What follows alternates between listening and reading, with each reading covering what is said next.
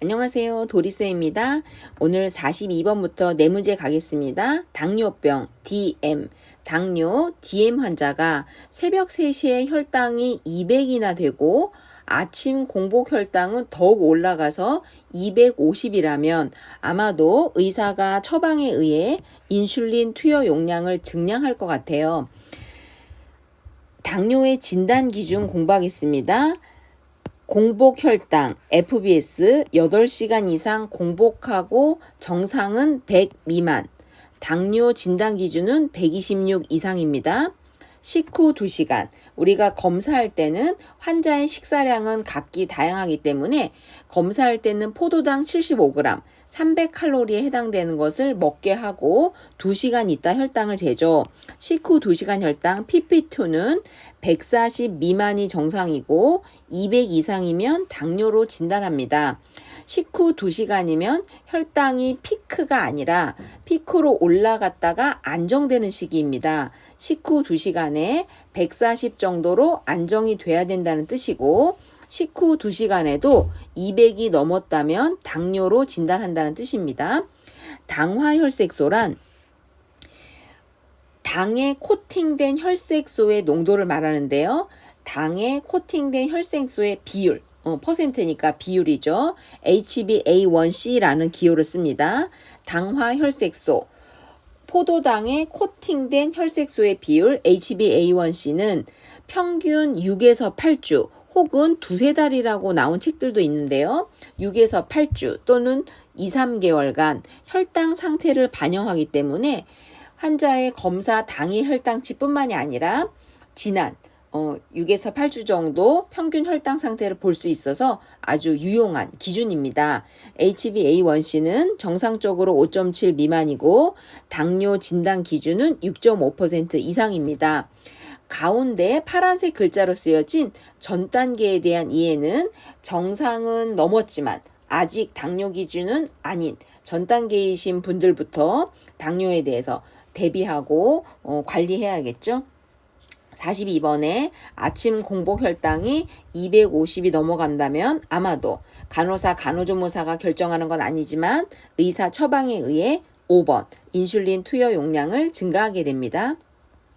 43번 인슐린 주사할 때 주사 부위 위치를 돌아가며 바꾸어서 투약해야 되죠. 피하 주사, 서브큐, SC로 투여하게 되는데요. 주사 부위가 적어도 2.5cm 이상 벌어져야 되고요. 4주간 같은 곳에 놓지 말라고 합니다. 번갈아 가면서 놓게 되는데 4주간 같은 곳으로 오지 않게 해야 되고요. 근육 주사를 할 수 없답니다. 인슐린은 피하 주사, 서브큐로 해야지 근육 주사를 하게 되면 좀 더 깊기 때문에 너무 흡수가 빨라서 안 됩니다.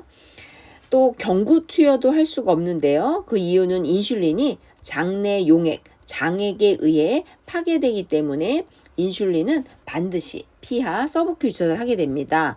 같은 곳에 계속 투여하게 되면 지방 조직이 위축, 또 비후됩니다. 오그라들고 두꺼워지면서 딱딱해지는데 그것을 인슐린 종양이라고 비유할 정도로 지방 조직이 위축, 비후, 두꺼워집니다. 그렇게 되면 인슐린 종양이라고 불리울 만큼 딱딱하고 두꺼워진 그곳은 더 이상 인슐린 흡수가 되지 않기 때문에 당뇨 환자에게 치료에 방해가 되겠죠. 인슐린에 대해 좀 더 추가 설명드리자면 냉장 보관해야 되고 투약 전에 냉장고에서 꺼내서 손바닥에 넣고 굴리라고 그러죠. 약효가 골고루 섞이도록 투약 전에 손바닥에 인슐린 약병을 두고 굴린 후 주사기로 빼야겠습니다. 복부가 가장 지방이 많고 두껍기 때문에 인슐린 피하 주사, 서브큐 하기에 복부 지방이 가장 좋습니다. 43번에 인슐린 주사 부위를 돌아가며 하는 이유는 1번 지방 조직의 위축, 비후를 막기 위함입니다. 44번 부갑상샘 호르몬, 목 후두 근처에 있는 갑상샘의 바로 뒷면에 있는 그 부갑상샘 호르몬은 정답 2번입니다. 파골. 뼈를 파괴한다는 뜻이죠. 즉 뼈에서 칼슘을 빼서 혈액으로 방출시킵니다.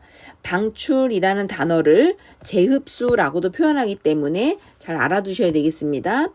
뼈에서 칼슘을 녹여서 빼서 혈액으로 내보내는 것, 방출을 재흡수라고 합니다. 그럼 부갑상샘 호르몬의 파골작용에 의해 골밀도는 저하되고 혈중 칼슘 농도는 올라가겠죠. 그럼 천천히 생각해 봅시다. 부갑상선 기능 항진증에서는요. 파골작용이 과다할 테니 뼈에서 칼슘이 계속 빠져나와 골다공증이 되고 혈중 칼슘 농도는 너무 높아져서 혈액 중 칼슘이 결석을 형성하고 신장이 손상될 수 있죠. 결석 등이 신장에 쌓이면 신장이 손상됩니다. 반대로 부갑상샘 호르몬이 부족한 저하증인 경우에는 적당히 파골작용이 있어야 되는데 너무 이루어지지 않다 보니 혈중 칼슘 농도가 부족해지겠죠. 어느 정도 뼈에서 칼슘이 혈액으로 나와줘야 되는데 너무 안 나오니까 혈중 칼슘 농도가 떨어지면서 근육이 경련, 강직하는 현상을 테타니라고 합니다. 혈중 칼슘 농도가 낮을 때, 즉 저칼슘 혈증일 때 근육이 경련, 강직하는 테타니 현상을 볼 수 있습니다. 갑상선 바로 뒤에 있는 부갑상선 호르몬. 부갑상선 호르몬의 역할, 파골. 뼈에서 칼슘을 빼내어 혈액으로 방출, 재흡수시키는 작용이었습니다. 45번 천골 부위의 욕창, 배드소어가 발생했을 때 어떤 원인으로 짐작할 수 있을까요? 첫 번째 줄에 고관절 치안수를 받았다면 여기 나온 대로 한 달 정도 움직이지 못하는 부동 상태가 되겠죠. 한 달 정도 움직이지 못하는 부동 상태에서 두 번째 줄에 대화를 한다는 거 보면 인지 기능은 정상인 거고요. 식사를 3분의 2 정도 드신다는 것은 움직이지 않는데 3분의 2 정도면 영양은 부족하지 않다고 볼 수 있습니다. 또 정상변을 다행히 보고 계시네요. 즉 실금은 아니라는 얘기죠. 또 간병인이 기저귀를 즉시 교환해주고 있는 걸로 봐서는 피부에 대변으로 인한 어떤 자극은 비교적 없다고 볼 수 있습니다. 이런 상황이라면 가장 욕창의 원인, 변수로는 움직이지 못하는 부동이라고 볼 수 있겠습니다.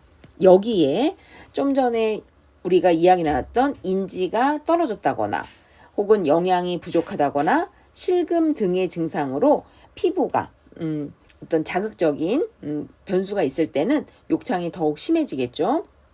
45번의 배드소어 욕창의 원인은 2번 부동이었습니다. 감사합니다.